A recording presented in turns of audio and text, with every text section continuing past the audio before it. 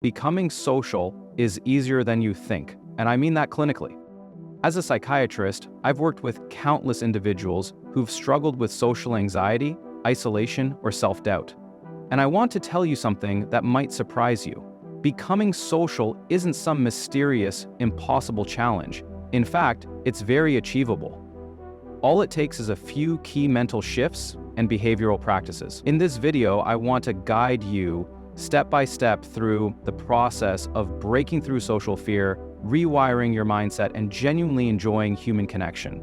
You don't need to become someone else. You just need to reconnect with the part of you that's already capable. For many, socializing feels overwhelming because we place ourselves under constant pressure to be perfect, to say the right thing, to be liked, to never feel awkward. But the truth is, real connection doesn't come from performance. It comes from authenticity. And when we adjust our mindset, we start to see socializing not as a test, but as a space for presence, curiosity, and growth. Let's be honest, social anxiety is a very real, very common struggle. It's more than just nervousness, it's the internal fear of being judged, rejected, or misunderstood. But here's the therapeutic truth. That fear can be dismantled. Instead of focusing on hypothetical outcomes or imagined scrutiny, anchor yourself in the experience of the moment. Social interaction is not a battlefield. It's an opportunity, an opening to engage, learn, and connect. What if you let go of the need to be flawless and instead embraced the possibility of a positive outcome? What if, instead of bracing for rejection, you expected resonance? This mental reframe is not just wishful thinking, it's a practice grounded in cognitive behavioral science. And it works.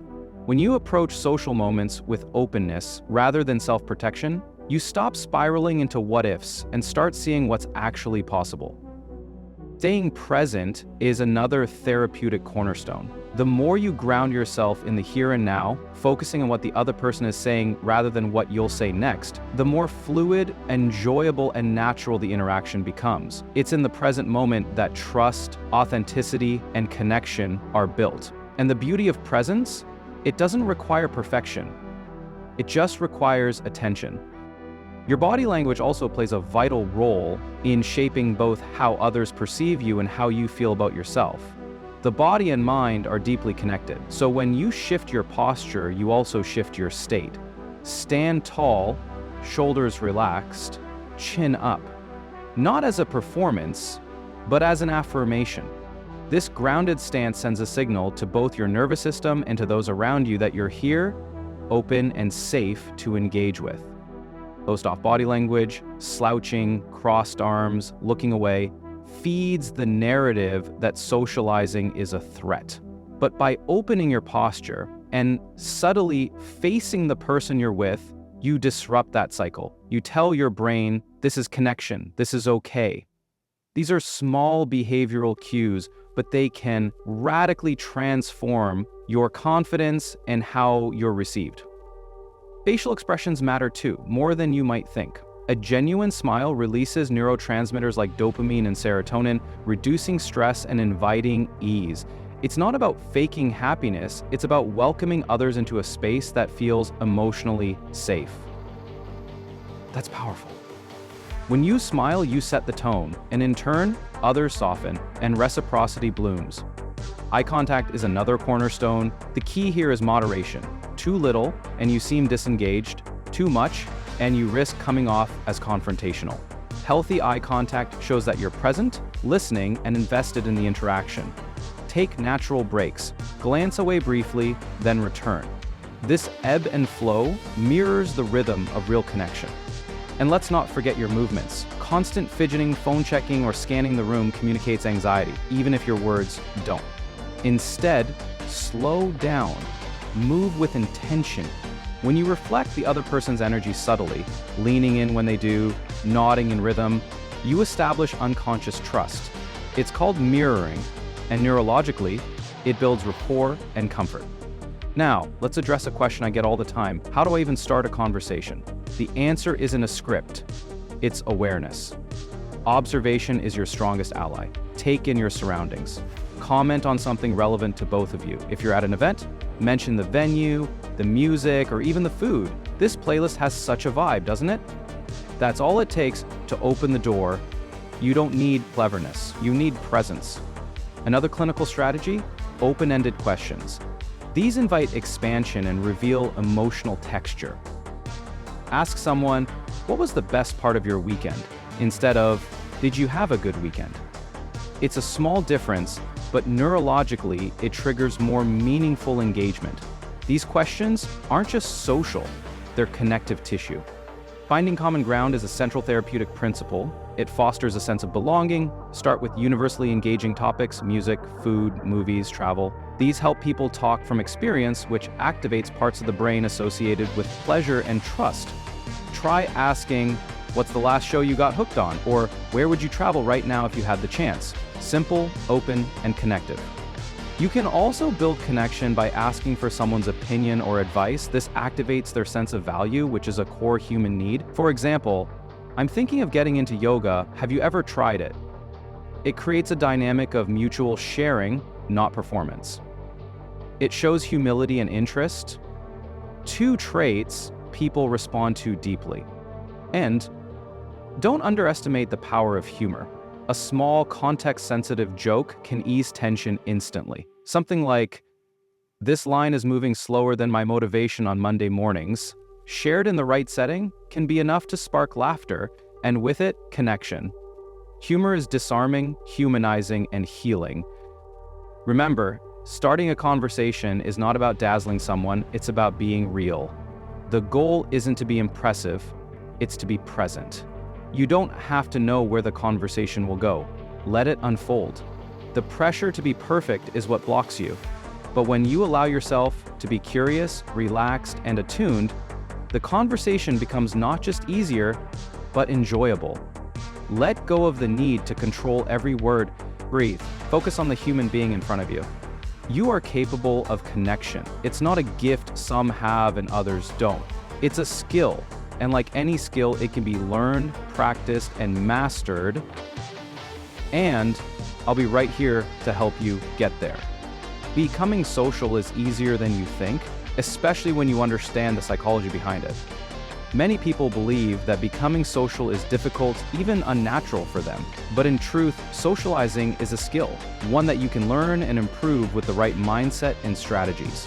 As a psychiatrist, I've worked with countless individuals who once felt disconnected or anxious, and I've seen firsthand how powerful small intentional shifts can be. In this video, I'll guide you through how to break through shyness, develop true confidence, and find joy in connecting with others, genuinely and effortlessly. Let's start by understanding why socializing can feel so hard. For many, it's tied to anxiety. Social anxiety isn't just shyness. It's often the internalized fear of being judged, rejected, or misunderstood. But that fear is not a reflection of your worth. It's a reflection of the pressure you place on yourself. The good news is, we can reframe that pressure. Instead of asking, am I saying the right thing? Ask, how can I enjoy this interaction? Shift your attention from performance to presence. Think of socializing not as a test, but as a shared experience. What if, instead of bracing for rejection, you approach each interaction with curiosity? What could you learn about someone else? What might you discover about yourself in the process? When we replace fear with curiosity, our nervous systems begin to calm. This shift, while small, is incredibly powerful in rewiring how you experience social situations. Being present in the moment is one of the most effective ways to manage social anxiety. If your thoughts are racing ahead, worrying about what to say next, you'll miss the chance to truly connect. Presence allows you to hear, see, and feel what's actually happening between you and the person in front of you. It builds real connection, and connection is what we, as human beings, crave most. Let's talk about your body language. Because your nervous system speaks through your posture, expressions, and movement. And just as anxiety can shape your body language, you can reverse that pattern. When you adopt confident, open body language, your mind will begin to mirror that state. Stand tall, keep your shoulders relaxed but strong, and face people openly. These are simple changes, but neurologically, they reduce stress and increase approachability. Facial expressions are another key. A warm, genuine smile activates mirror neurons in others' brains, encouraging them to relax and smile back. It creates an atmosphere of safety. This isn't about faking it, it's about expressing your warmth and openness in ways that align with your intent. That little smile can open big doors. Eye contact is often misunderstood. You don't need to lock eyes intensely, that can be unnerving, but do make consistent, gentle eye contact. Look at people while they speak. Let your gaze show that you're truly present. When it's your turn to talk, look them in the eyes, then occasionally glance away. This balance creates comfort. Your movements matter too. Restless behaviors, tapping, fidgeting, checking your phone, are signals of internal disconnection. Instead, be still. Slow your movements. Mirror the person subtly. When they lean in, you lean in slightly. When they smile, let yourself soften. This subconscious syncing helps build connection and ease. Now, let's address conversation starters. A challenge for many. The reality is, most people are far more open to being approached than you realize. Your brain may be telling you, they'll think I'm awkward, but that voice is your inner critic, not truth. A powerful way to begin any conversation is through observation. Comment on your environment. This space feels so calming, doesn't it? Or, I love the playlist here. Do you recognize the song? These kinds of openings are non-threatening and easy to respond to. Open-ended questions are also essential. Skip the small talk that ends in yes or no. Instead, ask, what was the best part of your weekend? Or, I'm looking to try something new, any recommendations? These invite people to share more deeply, and they also show that you want to hear their thoughts. People bond through shared interests. Ask about movies, music, food, or travel. These are rich topics that often reveal deeper connections. You might say, have you read any good books lately? Or, if you could visit anywhere right now, where would you go?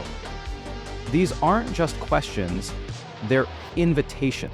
Asking for advice is another excellent tool. It shows humility and creates collaboration. Say, I've been thinking about visiting, got any travel tips? Or, I'm looking to pick up a hobby, what do you do for fun? These are disarming, and they show that you value the other person's opinion, which builds trust. And yes, humor helps. When appropriate, light jokes or observations break tension. This line is moving slower than time itself, said with a smile, can transform an awkward moment into shared laughter. Laughter bonds people. Remember, you don't need to impress, you just need to engage. With presence, curiosity, and kindness. Conversations don't have to be perfect, let them be real. Now, let's go one step deeper. Building and maintaining a thriving social circle. Creating meaningful relationships doesn't require charisma or popularity. It requires intention. Real social growth isn't about being liked by everyone.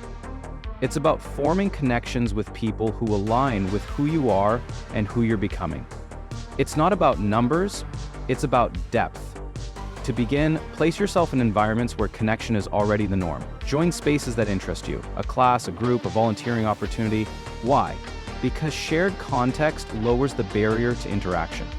If you're in a writing group, for example, conversations flow naturally from the topic. You're not searching for something to talk about, it's already there. But don't stop at showing up. Be proactive. Many people wait for others to initiate, break that pattern. Be the person who says, hey, it's nice to meet you. You don't need a perfect opening, you just need to start. The more you practice, the more effortless it becomes. Social ease is built through repetition.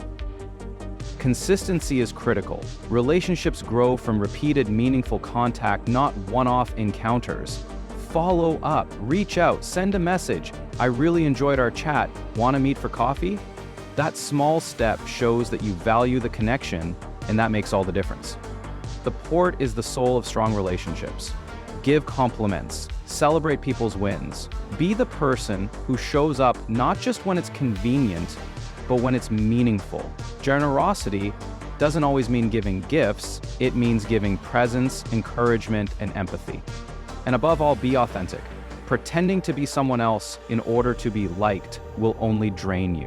When you allow yourself to be seen, really seen, You attract people who genuinely resonate with you. Vulnerability, when safe, is strength. You don't have to be the life of the party. You don't have to force anything. Social success is not about being loud. It's about being real. It's about aligning with people who inspire you, challenge you, and support your growth, and who you can offer the same to in return. So if you felt like you're on the outside looking in, know this: you are fully capable of connection. You are wired for it. With a few intentional shifts and the courage to lean into discomfort, you can build not just a social life, but a social foundation that sustains you for years to come. You're not alone. You're not broken. You're ready. And the time to start is now.